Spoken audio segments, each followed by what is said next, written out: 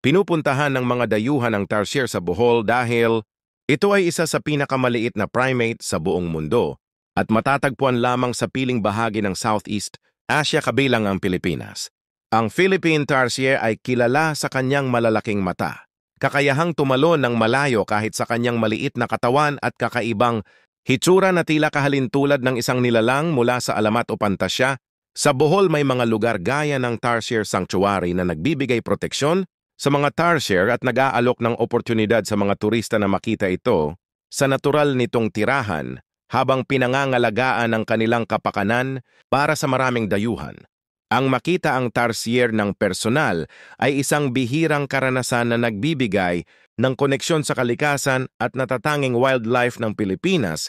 Bukod sa pagiging isa sa pinakamaliit na primate sa mundo, ang tarsier ay may kakaibang katangian na labis na kinagigiliwan ng mga turista.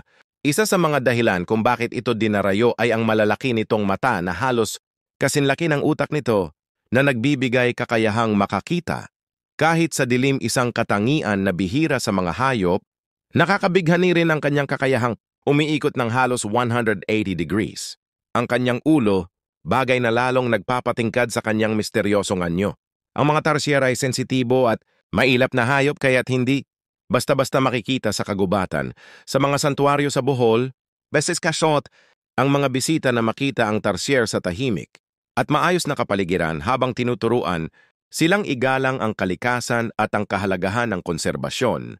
Para sa mga dayuhan ito ay hindi lamang karaniwang pagsilip sa isang hayop, kundi isang pambihirang karanasan na nagpapakita ng yaman ng kalikasan ng Pilipinas at kultura ng pangangalaga sa mga likas na yaman